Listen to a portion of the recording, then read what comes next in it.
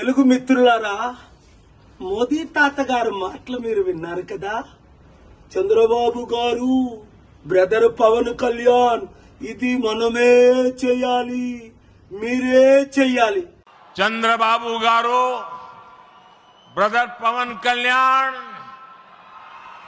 ఇది మనము చెయ్యాలి, ఇది మనమే చెయ్యాలి. అధికారంలో వచ్చినంత వరకు ఏమన్నారు? స్పెషల్ స్టేటస్ ఇస్తాను, స్మార్ట్ సిటీలు కడతాను, నల్లధనం తీసుకొస్తాను, అందరినీ శాంతిగా ఉంచుతాను, అద్భుతాలు చేస్తాను, డాలర్ రూపాయితో సమానం చేస్తాను, 20 కోట్ల ఉద్యోగాలు 10 సంవత్సరాలు ఇస్తాను.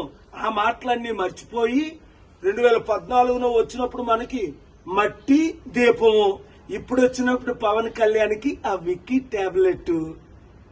అప్పులు మనం చేసి మన రాజధాని కట్టుకోవాలట. ఇప్పటికైనా బుద్ధి వచ్చిందా? మన డబ్బంతా తీసుకెళ్లి గుజరాత్కి అప్పచెప్తున్న 1 లక్షల కోట్లు. మార్పు రావాలి. మాకు మోదీ వద్దు, మోదీ తొత్తులు వద్దు అన్నవారందరూ క్లిక్ చేయండి, వీడియో ఫార్వర్డ్ చేయండి, మార్పు తీసుకురండి.